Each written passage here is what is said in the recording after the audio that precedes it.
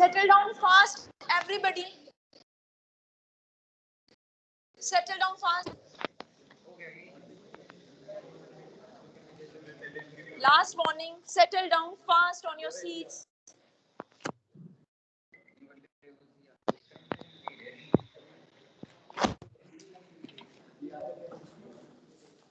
हाँ जी, कल हम लोग ने क्या करा था? एंजाइम काइनेटिक किया। आज एक और बड़ा इंपॉर्टेंट टॉपिक करना है जो लास्ट सेमेस्टर में 15 नंबर का क्वेश्चन आया था, nomenclature and classification of enzymes. आप लोगों ने जैसे नॉमेनक्लेचर ऑफ ऑर्गेनिक कंपाउंड्स पढ़ा हुआ है, 11-12 में पढ़ा था ऑर्गेनिक केमिस्ट्री में। यहाँ पे आपको एक्चुअली नॉमेनक्लेचर करना नहीं है, नॉमेनक्लेचर के बस रूल्स करने हैं, ठीक है।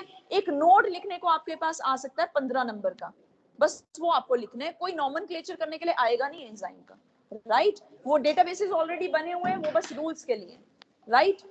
अब जैसे जब आप ऑर्गेनिक कंपाउंड्स का नॉमेनक्लेचर करते थे तो आपने पढ़ा होगा कि which is the body which decides the rules, IUPAC। जब ऑर्गेनिक कंपाउंड्स का नॉमेनक्लेचर करते हो तो कौन सी बॉडी डिसाइड करती है रूल्स, IUPAC। इसी तरह से जब एंजाइम्स का हम जब नॉमेनक्लेचर की बात करते हैं, जब एंजाइम्स को सिस्टमैटिक नेम्स देते हैं, तो the body which decides the rules is IUBMB, international union of biochemistry and molecular biology, IUBMB। याद रखोगे क्योंकि ये सारी चीजें आपको, these are the keywords which should be mentioned in the answer. अब जो ये कहता है, IUBMB कहता है कि बहुत सारे ट्राइवियल नेम्स तो हैं एंजाइम्स के। ट्राइवियल नेम्स मोस्टली कैसे डिराइव हम करते हैं, कॉमन नेम्स कैसे डिराइव करते हैं हम एंजाइम्स के, by adding the suffix ase to the substrate of the enzyme. जैसे if an enzyme catalyses the breakdown of a protein, the enzyme is named as proteinase, a suffix लग जाता है protein के पीछे। If the enzyme digests amylose, it is called as amylase।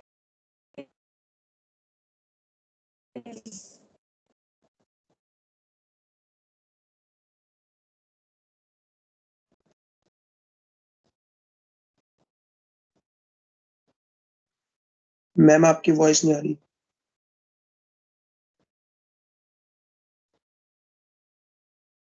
अब is it clear now? IUBMB gives a 4-digit EC number. Please listen to me, last bench. IUBMB gives a 4-digit code to every enzyme. IUBMB क्या कहता है कि हर enzyme का एक unique code दिया जाएगा जिसको हम बोलेंगे EC नंबर। EC नंबर मतलब enzyme commission number. EC number में कितने डिजिट्स होंगे, 4 digits. 4 digits would be separated by dot, कि हर एंजाइम को एक 4 डिजिट EC नंबर दिया जाएगा जो हर एंजाइम के लिए यूनिक होगा और वो 4 डिजिट्स would be separated। इसको समझने के लिए जो पहला डिजिट होता है, this is decided by the class of the enzyme। The first digit is decided by the class of the enzyme। जितने भी एंजाइम्स आज तक डिस्कवर हुए हैं,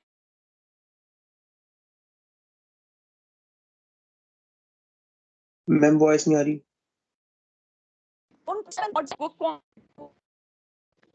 एक minute, let me check.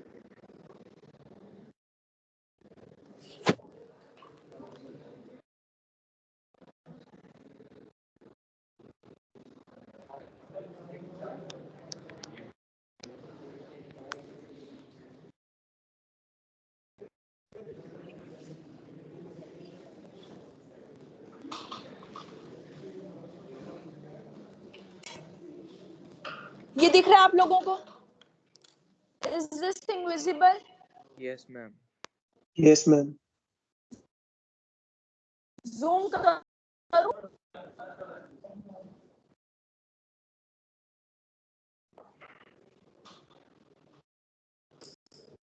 Clear? अब देखो, मैंने बोला कि हर एंजाइम को एक EC कोड दिया जाता है। EC code consider. अब हम सबसे पहले बात करेंगे पहले डिजिट की कि पहला डिजिट कैसे decide. First digit is decided by the class of the enzyme. ठीक है, जो क्लास ऑफ द एंजाइम का यहाँ पे सीक्वेंस नंबर होगा वो होगा फर्स्ट डिजिट। अब क्लासेस ऑफ एंजाइम, जितने भी एंजाइम्स आज तक डिस्कवर हुआ हमने 7 ब्रॉड कैटेगरीज में क्लासिफाई कर दिए।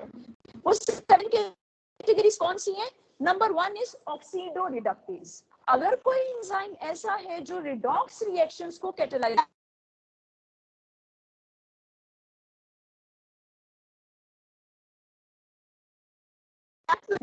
है ना, इलेक्ट्रॉन्स का गेन या लॉस हो, इस तरह की रिएक्शंस को कैटेलाइज करने वाली रिएक्शंस कौन करेगा कैटेलाइज? Oxido reductase.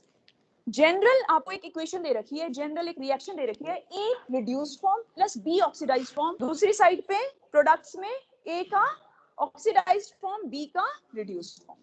ए का क्या यहाँ पे ऑक्सीडेशन। मैम वॉइस बहुत ज्यादा कट रही है, समझ नहीं आ रहा। मैम आप इंटरनेट कनेक्शन चेंज करो।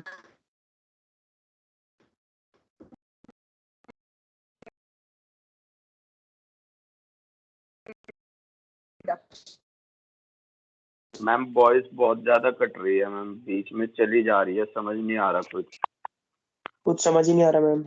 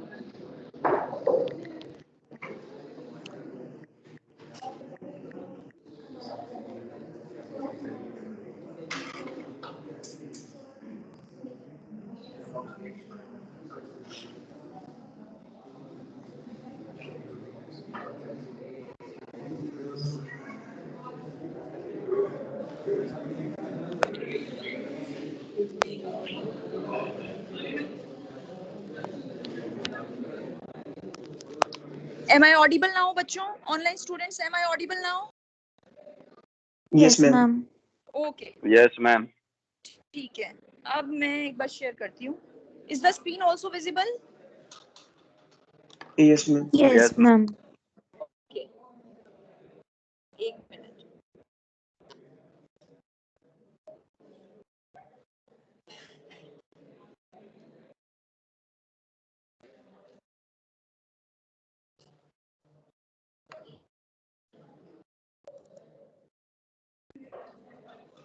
हाँ जी, सेकंड कैटेगरी देखो तो बच्चों ऑनलाइन स्टूडेंट्स आपके रेफरेंस के लिए I should repeat what I was saying.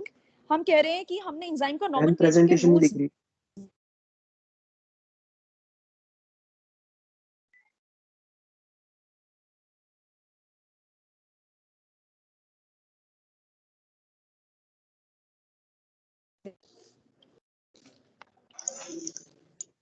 Okay ma'am आप विजिबल है। Okay okay. तो हम क्या कर रहे हैं, topic nomenclature and classification of enzyme. इसमें मैंने अभी तक यही बताया है कि नॉमेनक्लेचर और क्लासिफिकेशन ऑफ एंजाइम्स के लिए, जैसे आप लोग ऑर्गेनिक केमिस्ट्री में IUPAC is the body which decides the rules, इसी तरह से नॉमेनक्लेचर ऑफ एंजाइम्स के लिए there is a body called as IUBMB, international union of biochemistry and molecular biology, which lays down the rule for the nomenclature of enzymes. IUBMB क्या कहता है कि IUBMB कहता है कि हर एंजाइम को एक यूनिक EC कोड दिया जाता है which consist of 4 digits separated by dots. अब ये 4 digits कैसे डिसाइड होते हैं, हम इसी की बात कर रहे हैं। 4th डिजिट में से पहला डिजिट जो फर्स्ट डिजिट होता है ईसी नंबर में, that is decided by the class of the enzyme. तो अब हम क्लास ऑफ द एंजाइम की डिस्कशन कर रहे हैं कि there are 7 classes of enzyme, जिसमें से पहली कैटेगरी कौन सी है, आपको यहाँ पे दिख रही है, ऑक्सीडो रिडक्टेज। जो एंजाइम्स रिडॉक्स रिएक्शंस को कैटेलाइज करेंगे उन्हें हम क्या बोलेंगे, ऑक्सीडो रिडक्टेज। यहाँ पे आपको इंफॉर्मेशन के लिए एक जनरल रिएक्शन भी शो करी हुई है, ठीक है, जिसमें ए का ऑक्सीडेशन हो रहा है, बी का रिडक्शन हो रहा है। सेकंड कैटेगरी कौन सी है, ट्रांसफेरेज। ट्रांसफेरेज कैटेगरी क्या करेगी, this is a group of enzymes which catalyze the transfer of groups from one molecule to another. For instance, you can see here A is first attached to B in the substrates, है ना, reactants में A, B plus C, अब product में क्या हुआ, जो B group था it is transferred from A to C.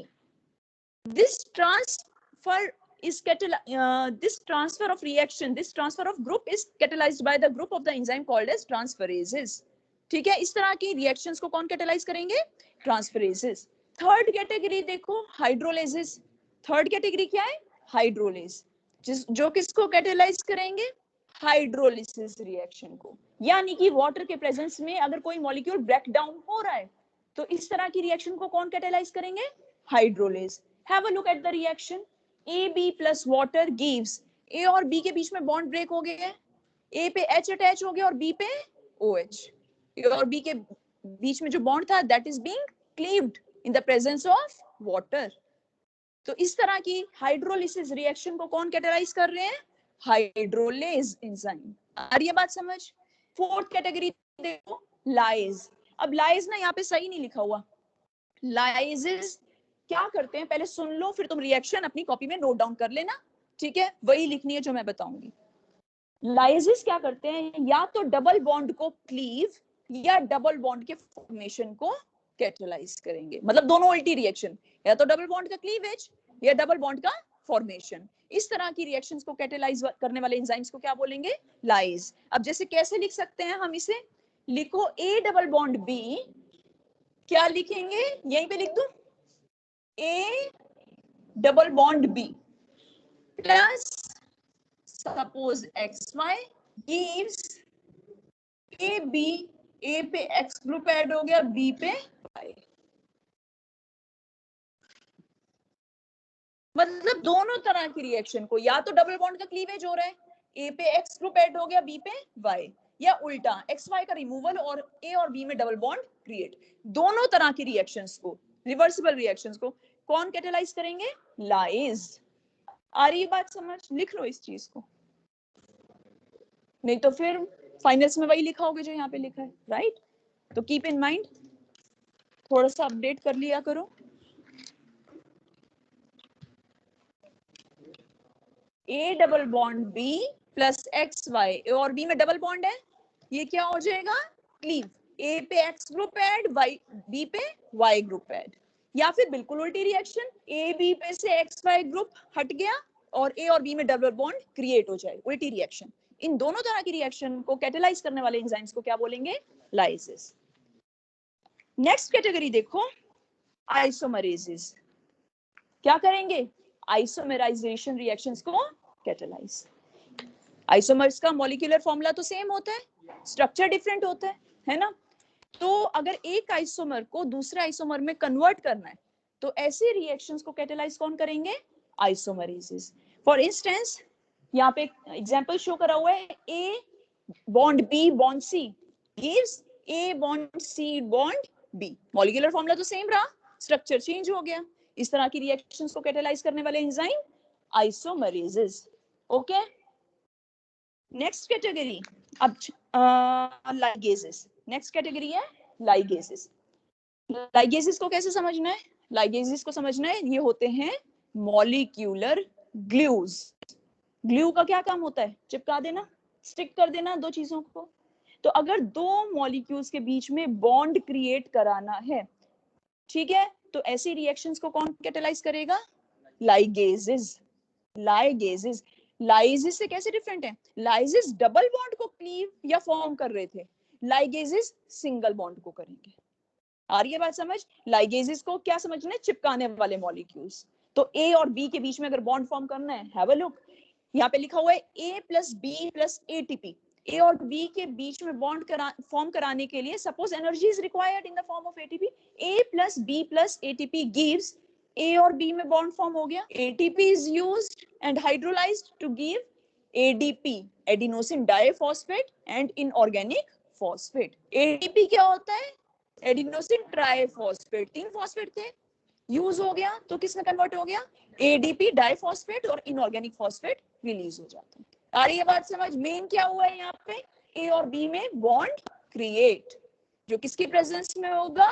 Ligase. आ रही है बात समझ? दो मॉलिक्यूल्स के बीच में बॉन्ड क्रिएट कराने वाले एंजाइम्स लाइगेज। ठीक है। अच्छा, एक और बात मैं आप लोग को बार बार कह रही हूँ, 7 क्लासेस ऑफ एंजाइम्स है। आपकी ना जो बुक है उनमें 6 क्लासेस मिलेंगी आपको, क्योंकि जो ये 7th क्लास है ना, मैं अभी आपको दिखाती हूँ स्क्रीन पे, जो ये 7th क्लास है ये रिसेंटली ऐड हुई है 2018 में, तो बुक्स में अभी तक नहीं आई।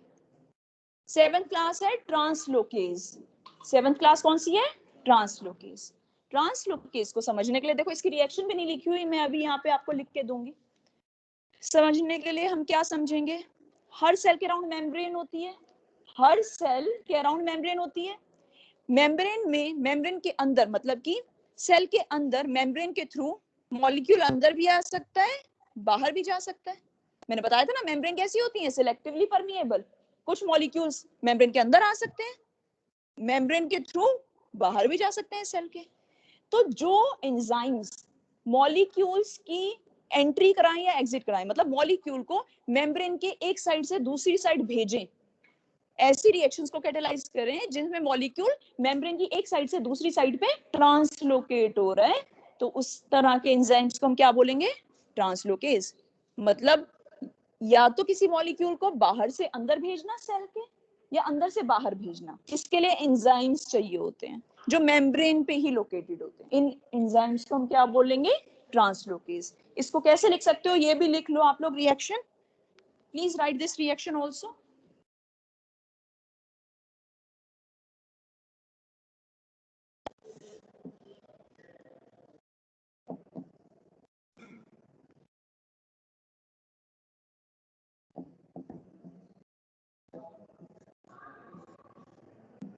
इसे समझ लो, ये मैंने क्या लिखा है,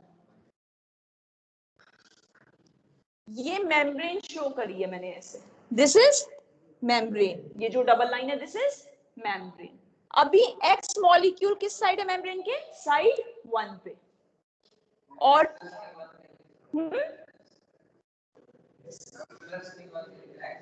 एक्स एक्स और यहाँ पे ये मेम्ब्रेन बनाई है, this is membrane, right.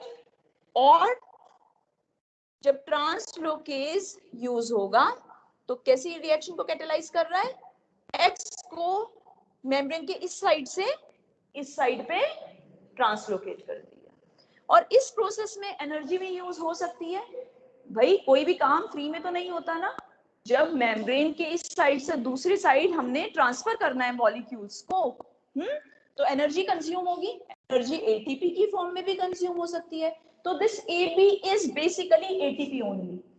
ATP is broken down into ADP, जैसे ऊपर वाली रिएक्शन में हुआ था, एंड इनऑर्गेनिक फॉस्फेट। आ रही है बात समझ की नहीं? ये एबी क्या था? एटीपी, एडीपी और पी, ये वाला पोर्शन है, ये वाला पोर्शन है। आ रही है बात समझ की नहीं? डाइफॉस्फेट और एक और फॉस्फेट, ट्राइफॉस्फेट हो गया ना ATP. It is broken down into ADP and inorganic phosphate, मतलब कि energy is used in the form of ATP and the X molecule is translocated from one side of the membrane to another. आपने ये चीज ATP वाली नहीं लिखनी तो it's your wish, मत लिखो, आप सिर्फ AB लिख दो और AB को तोड़ के लिखो, that's it. Clear or not? बोलो clear? तो कितनी कैटेगरीज हैं एंजाइम्स की? 7 कैटेगरीज, 7 क्लासेस हैं एंजाइम्स। कौन कौन सी? अच्छा एक और बात, जो ये 7 क्लासेस हैं एंजाइम्स की, इनको इसी सीक्वेंस में ही हम लोगों को लर्न करना है, क्योंकि this decides the first digit. Last वाला जो है ना कैटेगरी ट्रांसलोकेज, ये क्या करते हैं? ये ऐसे एंजाइम्स हैं जो मॉलिक्यूल्स को मेम्ब्रेन की, सेल मेम्ब्रेन की एक साइड से दूसरी साइड पे ट्रांसफर करते हैं, यानी कि या तो किसी मॉलिक्यूल को सेल के बाहर से अंदर ट्रांसफर करेंगे या अंदर से बाहर। तो इस वाले प्रोसेस को कैटेलाइज करने वाले एंजाइम को हम क्या बोलते हैं? ट्रांसलोकेजेस। आ रही है बात समझ की मैम नहीं? डन। सेक्शन जो तो आपने लिखा है अब ना वो सेंड कर देना। मैं तुम्हें ना अभी ऐसा करूंगी, जब ये लेक्चर ओवर होगा ना, रिमाइंड मी, मैं ग्रुप पे भेज दूंगी उसे लिख के, पिक क्लिक करके, so that you don't make any mistake. Okay? Okay या please remind me after the class. अब मैंने आपको बताया कि इन सारे एंजाइम्स को हमने सीक्वेंस में याद करना है। क्यों? क्योंकि ये जो क्लास ऑफ द एंजाइम है, this decides the first digit of the EC code. मतलब अगर कोई एंजाइम किसी ग्रुप को ट्रांसफर कर रहा है, ठीक है, एक मॉलिक्यूल से दूसरे मॉलिक्यूल में, तो उसको मैं क्या नंबर दूंगी? 2। ट्रांसफरेजिस को कौन सा वाला नंबर है? 2। तो पहला डिजिट उसका क्या हो जाएगा? 2। तो अगर आपने सीक्वेंस इधर उधर कर दी तो सब गलत। अगर कोई एंजाइम दो मॉलिक्यूल्स के बीच में बॉन्ड फॉर्म कर रहा है तो उसका पहला डिजिट क्या आएगा? बोलो। दो मॉलिक्यूल्स के बीच में सिंगल बॉन्ड क्रिएट कर रहे हैं तो पहला डिजिट क्या आएगा? 6। पहला डिजिट क्या आएगा? 6। अगर कोई मॉलिक्यूल आइसोमराइजेशन रिएक्शंस को कैटेलाइज कर रहा है उसका पहला डिजिट 5। आ रही है बात समझ? इसीलिए कह रही हूँ इन सारी क्लासेस को सीक्वेंस में याद करना है, नहीं तो पहला डिजिट ही तुम लोग खराब कर दोगे।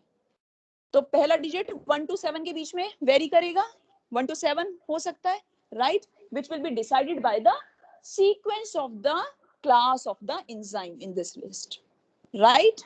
Okay, so learn this thing in sequence. मैंने कैसे याद करा हुआ है? OTH LIL, और लास्ट वाला तो ट्रांसलोकेज है ही, पता ही है। OTH oxidoreductase, transferase, hydrolase, lyase, isomerase, ligase, OTH LIL, right? ऐसे करके अपना कोई भी memory aid whatever you can form, जैसे आप लोग पीरियोडिक टेबल में भी तो करते थे ना, ठीक है? तो form of memory aid, learn this in sequence, और लास्ट वाला ट्रांसलोकेज है ही यहाँ पे, ठीक है? इतना हो गया। तो first digit of the EC number is decided bye class of the enzyme. Have a look here. अब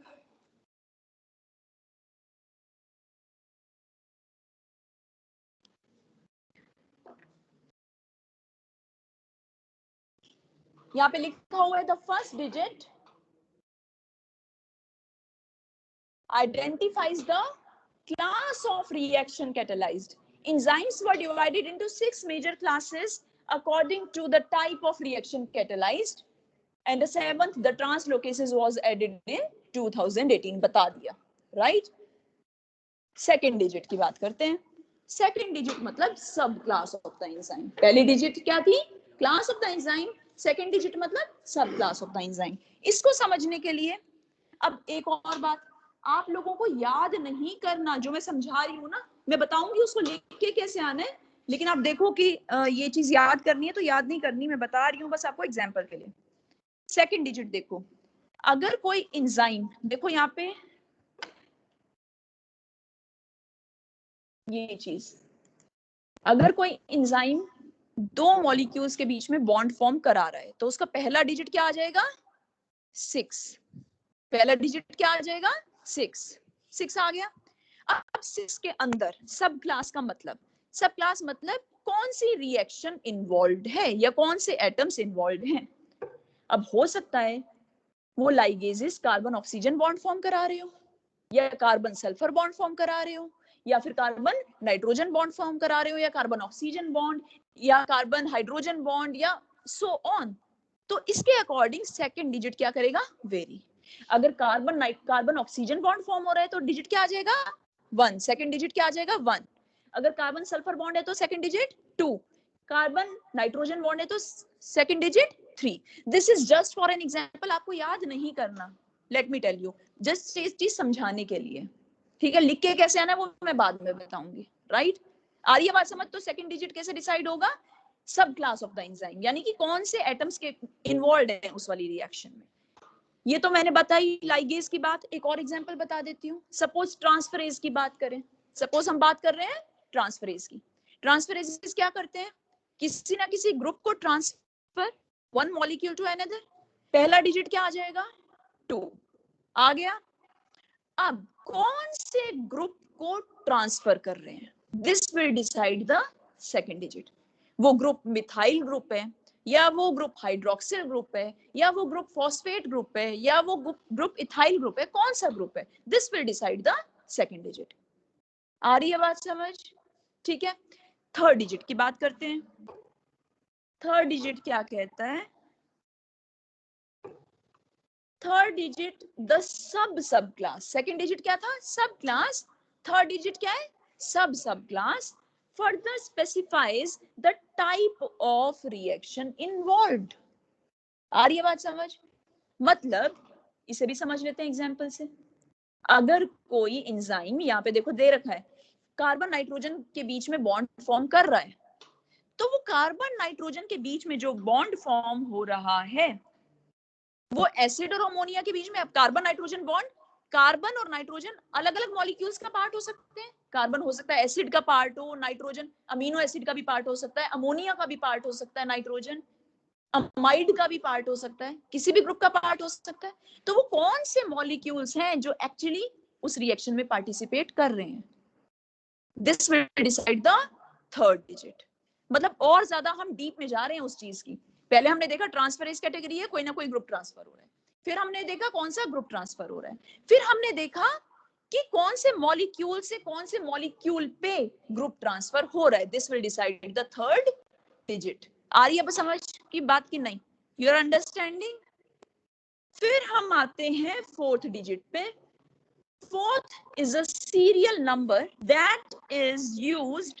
The fourth is a serial number that is used to identify the individual enzyme within a sub class. Fourth digit एक particular sub class में हर enzyme का unique होता है। हर enzyme को हर सब class में एक यूनिक फोर्थ डिजिट नंबर दिया जाता है। मतलब एक पर्टिकुलर एंजाइम का फोर्थ डिजिट क्या होगा? सबसे यूनिक।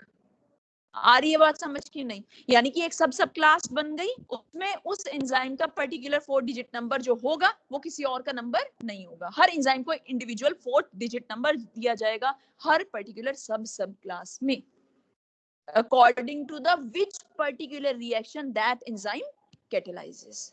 आ रही है बात समझ? एक बार बेसिक आइडिया मिल गया हम कर क्या रहे हैं। मैं ये नहीं कह रही हूँ लर्न करना है कुछ, अभी तक समझ आया कि हम कर क्या रहे हैं, बेसिक आइडिया मिल गया तुम लोगों को, राइट? अब एक बार बात कर लेते हैं कि लिख के क्या आना है। वहां पे पेपर में 15 नंबर का आ गया, समझ तो आ गया, लेकिन लिखे क्या? ठीक है, आप लोग जब भी नॉमेनक्लेचर और क्लासिफिकेशन ऑफ एंजाइम्स पे नोट आता है 15 नंबर का, जैसे पिछली बार आया था, तो सबसे पहले आप ट्राइवियल नेम्स के बारे में थोड़ा सा बताओ, कॉमन नेम्स के बारे में थोड़ा सा बताओ। मैंने नोट्स में ये चीज दे रखी है। क्या बताओगे कि कॉमन नेम्स मोस्टली कैसे डिराइव किए जाते हैं? By adding the suffix as वगैरह, लेकिन वो बहुत ही एम्बिग्यूअस होते हैं, राइट? इसीलिए सिस्टमैटिक नेम्स प्रपोज करे गए।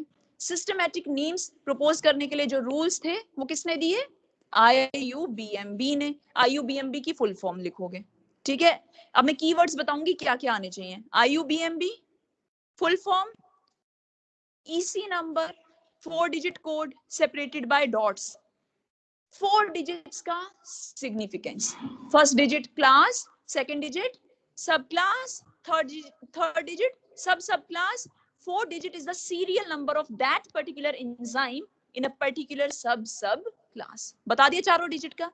फिर पहले डिजिट पे आओ और पहले डिजिट के अकॉर्डिंग 7 क्लासेस के बारे में बताओ सीक्वेंस में। इसी सीक्वेंस में नाम बताया, रिएक्शन कैटेलाइज्ड, वो सारी मैंने जो मिसिंग थी बता दी आप लोगों को, लाइज वाली मॉडिफाई कराई है और लास्ट वाली ऐड करा दी, और यहाँ पे थ्योरी ये भी बताया, हमने डिस्कस कर लिया कौन सी रिएक्शंस कैटेलाइज होती हैं। ये पूरा टेबल ऐसा बनेगा आपका, राइट? टेबल बनाओगे, उसके बाद आता है आपका एग्जाम्पल। अब एग्जाम्पल को कैसे लिखना है, आप लोगों को ये चीजें याद तो नहीं करनी, ना ही बायोकेमिस्ट्री याद करते हैं। जो एक्चुअली एंजाइम्स का नेम डिराइव करते हैं ना, उनको भी ये सारी चीजें याद नहीं करनी होती। ऑलरेडी एक डेटाबेस बना हुआ है जिसमें आप जाते रहते हो। मान लो कोई नया एंजाइम डिस्कवर हुआ तो यू गो, अच्छा ये कैसी रिएक्शन को कैटेलाइज कर रहा है आप देखोगे। अच्छा ये तो बॉन्ड फॉर्म कर रहा है, तो मतलब कि ये डबल बॉन्ड फॉर्म कर रहा है, तो इसको हम कौन सा नंबर दे देंगे? पहला डिजिट 4 दे दिया। अब कौन से मॉलिक्यूल्स के बीच में बॉन्ड फॉर्म कर रहा है? उसके अकॉर्डिंग हम डेटाबेस में देखेंगे, अच्छा ये तो कार्बन नाइट्रोजन के लिए नंबर कौन सा है 3 फॉर एग्जांपल, हम उसको सेकंड डिजिट 3, तो किसी को याद नहीं करना होता, ऑलरेडी डेटाबेसेस हैं जो रूल्स डिसाइड करने के लिए हैं कि अगर कोई नया एंजाइम डिस्कवर हो तो हमें उसको नॉमेनक्लेचर कैसे करना है, उसको यूनिक ईसी नंबर कैसे देना है। हमने क्या लिखना है एग्जांपल में, मैंने ना आपको नोट्स में एक ईसी नंबर कोट करके दे रखा है 2.7.1.1 एग्जांपल दे दिया, एक एंजाइम है जिसका ईसी नंबर क्या है 2.7.1.1, उसमें 2 का क्या सिग्निफिकेंस है, 7 का क्या सिग्निफिकेंस है, 1 और 1 का क्या सिग्निफिकेंस है, वो आप बता दो, एग्जांपल डन। फॉर एग्जांपल 2 का सिग्निफिकेंस मतलब क्या हुआ, ट्रांसफरेंस, 7 स्टैंड्स फॉर कि फॉस्फेट ट्रांसफर हो रहा है, 7 का मतलब फॉस्फेट ट्रांसफर हो रहा है, एक चीज बस याद रख लेना उस एग्जांपल की, दैट्स इट, 7 मतलब फॉस्फेट ट्रांसफर हो रहा है, 1 मतलब कि कौन से मॉलिक्यूल से कौन से मॉलिक्यूल पे वो फॉस्फेट ट्रांसफर हो रहा है, और लास्ट वाला तो 1 तो यूनिक होता ही है हर एंजाइम के लिए, राइट। तो एक एग्जांपल कोट कर देना, तो आप क्या क्या लिखोगे जब नोमेनक्लेचर क्लासिफिकेशन पे नोट आएगा, तो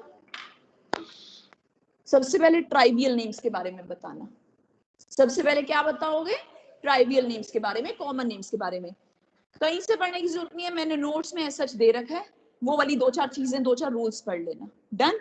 उसके बाद क्या बताओगे, सिस्टमैटिक नेम्स, उसके लिए क्या मेंशन करोगे, IUBMB, फिर EC number consist of 4 digit code, लिखना सेपरेटेड बाय डॉट्स, फिर 4 डिजिट का क्या दोगे सिग्निफिकेंस बता दोगे, चारों डिजिट का मतलब क्या होता है, फिर वो बनाओगे टेबल के बाद एक एग्जांपल कोड करना है, जैसे मैंने नोट्स में दे रखा है 2.7.1.1, this completes your answer, done, okay.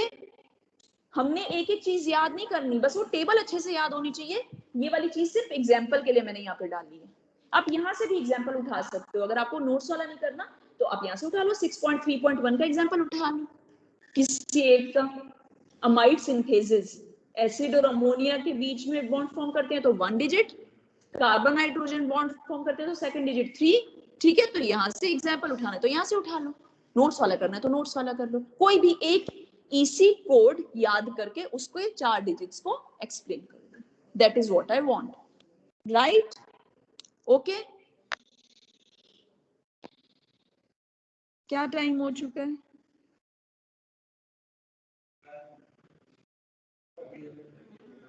कितना टाइम रह गया, 10 मिनट, ठीक है। सेक्शन डी का एक अमन था बच्चा, कौन था, वो सेइंग कि मैम एक बार रिवाइज करा देना, हाँ हाँ, तो बच्चे मैं एक बार रिवाइज करा देती हूँ, जो लास्ट क्लास में फर्स्ट क्लास में हुआ था, नो नॉइज, सबसे पहले हमने करा था, आई एम टेलिंग यू ना, डोंट मेक नॉइज, सबसे पहला हमने टॉपिक किया था characteristics of enzymes, characteristics of enzymes में हमें 8 या 10 कैरेक्टरिस्टिक्स बेसिकली पता होनी चाहिए एंजाइम्स की, क्या क्या, कि enzymes act as biocatalyst, they speeden up the rate of a reaction without getting consumed in a reaction, मतलब at the end of the reaction enzyme as such हमें obtain हो जाता है, यूज नहीं होता रिएक्शन में, सिर्फ रिएक्शन को कैटालाइज करता है और as such रह जाता है at the end of the reaction, first point. Second, they are highly specific for a particular substrate, मतलब अगर कोई एंजाइम का सबस्ट्रेट डी ग्लूकोज है तो वो एल ग्लूकोज को भी सबस्ट्रेट की तरह एक्सेप्ट नहीं करेगा, it is highly specific for the shape of the substrate. Third, enzymes की एंजाइम्स की ग्रेट कैटालिटिक पावर होती है, यानी कि अगर कोई रिएक्शन एंजाइम की एब्सेंस में किसी पर्टिकुलर स्पीड एक्स पे हो रही थी तो अब एंजाइम की प्रेजेंस में 100 to 200 टाइम्स एंजाइम्स का जो वो रेट ऑफ द रिएक्शन था वो क्या हो जाएगा, increase. Enzymes can be allosterically regulated by a variety of means, इसका मतलब allosterically रेगुलेशन का मतलब कि कुछ मॉलिक्यूल्स या कुछ केमिकल्स ऐसे होते हैं जो एंजाइम पे बाइंड करके एंजाइम्स की एक्टिविटी को मॉडिफाई करते हैं, एलोस्टेरिक रेगुलेशन का मतलब by the binding of chemicals on the surface of enzymes at various sites, the activity or the effectiveness of the enzyme is modified. वो केमिकल्स कौन हो सकते हैं? वो केमिकल्स एक्टिवेटर्स भी हो सकते हैं, वो केमिकल्स इनहिबिटर्स भी हो सकते हैं. एक्टिवेटर्स एंजाइम की एफिशिएंसी को और फास्ट कर देते हैं, और जो इनहिबिटर्स होते हैं वो एंजाइम की एक्टिविटी को रिड्यूस कर देते हैं या इनहिबिट कर देते हैं. फिर हर एंजाइम का अपना एक ऑप्टिमम टेम्परेचर होता है जिसपे वो मैक्सिमम एक्टिविटी शो करता है. अगर मैं उस टेम्परेचर से कम कर दूं टेम्परेचर या ज्यादा कर दूं तो एंजाइम का जो एक्टिविटी है वो कम हो जाएगी, यानी कि रेट ऑफ द रिएक्शन क्या हो जाएगा? कम हो जाएगा, even below and above that temperature. ठीक है, same goes for pH as well. हर एंजाइम का अपना एक ऑप्टिमम पीएच होता है जिसके कम करने पे पीएच को अगर मैं उस ऑप्टिमम पीएच से कम कर दूं या ज्यादा कर दूं तो एंजाइम की एक्टिविटी क्या हो जाएगी? कम. Am I audible? समझ आ रहा है ऑनलाइन स्टूडेंट्स? Yes ma'am. ठीक है. Yes, ma'am. फिर एंजाइम्स जो होते हैं, मैंने जैसे अभी एलोस्टेरिक मॉड्यूलेशन की बात करी, उसमें हम इनहिबिटर्स की भी बात करी कि कुछ इनहिबिटर्स, कुछ केमिकल्स ऐसे होते हैं जो केमिकल्स पे बाइंड करें, जो एंजाइम पे जाके बाइंड करेंगे तो एंजाइम को इनहिबिट कर देंगे. अब इनहिबिटर्स जो होते हैं वो तीन तरह के हो सकते हैं: competitive inhibitors, non competitive inhibitors, irreversible inhibitors. Competitive inhibitors का मतलब है जो इनहिबिटर्स एंजाइम की एक्टिव साइट पे जाके बाइंड करेंगे. एक्टिव साइट का मतलब ऐसी साइट एंजाइम पे जहां पे बेसिकली कौन बाइंड करता है? सबस्ट्रेट. Know talking. मैं ऑनलाइन स्टूडेंट्स को कुछ बता रही हूँ, लेट मी स्पीक. तो कंपेटिटिव इनहिबिटर्स का मतलब ऐसे इनहिबिटर्स जो एक्टिव साइट पे जाके बाइंड करें, जहां पे ऑलरेडी सबस्ट्रेट जाके बाइंड करता है. मतलब कि ऐसे इनहिबिटर्स जो सबस्ट्रेट के साथ कंपीट करें फॉर द एक्टिव साइट. अगर मान लो इनहिबिटर जाके एक्टिव साइट पे बाइंड कर जाएगा तो वो सबस्ट्रेट को बाइंड नहीं करने देगा, उसके साथ कंपीट करेगा और एंजाइम की एक्टिविटी को कम कर देगा. आ रही है बात समझ? Yes ma'am. Yes. दूसरे हैं non competitive inhibitors. Non competitive inhibitors का मतलब ऐसे इनहिबिटर्स जो एंजाइम की एक्टिविटी को कम करें by binding to a site other than the active site. मतलब ऐसे इनहिबिटर्स जो किसी ऐसी साइट पे जाके बाइंड करें जहां सबस्ट्रेट बाइंड नहीं करता, मतलब एक्टिव साइट छोड़ के एंजाइम को कहीं और जाके बाइंड करें और उसकी एक्टिविटी को रिड्यूस कर दें. ऐसे इनहिबिटर्स को हम बोलेंगे नॉन कंपेटिटिव इनहिबिटर्स.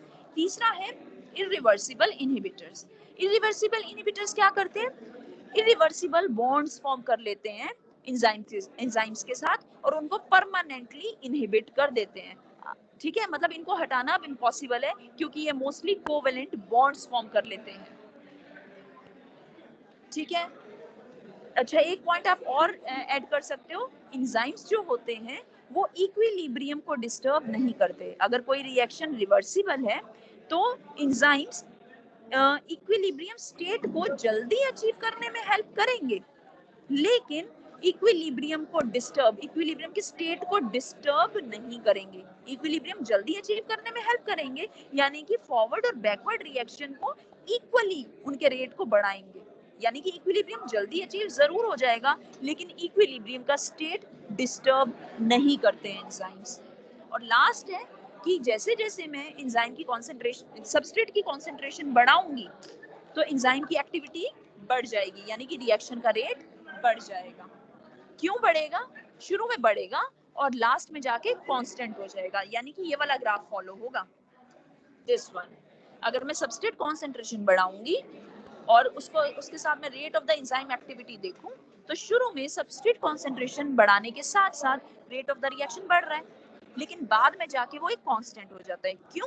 क्योंकि शुरू में मैं सबस्ट्रेट डाले जा रही हूँ, वो एंजाइम के साथ जाके बाइंड कर रहा है, एंजाइम सबस्ट्रेट को प्रोडक्ट में कन्वर्ट किए जा रहा है.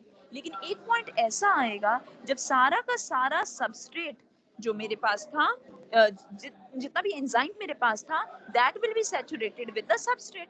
उसके बाद मैं कितना भी सबस्ट्रेट बढ़ा लूं, फ्री एंजाइम ही नहीं है सबस्ट्रेट के साथ बाइंड करने के लिए, तो रेट ऑफ द रिएक्शन और नहीं बढ़ सकता. इट विल मैम जो आपने कल डेरिवेशन कराई थी उसमें ये ग्राफ बनाना है.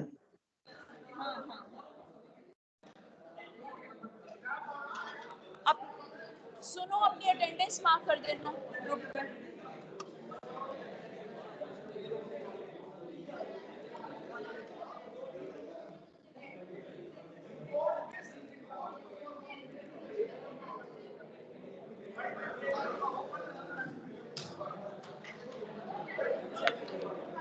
हाँ जी, इतना आया समझ? Yes ma'am. ओके, इसके बाद अभी मैं बताती हूँ कितना टाइम रह गया बच्चों।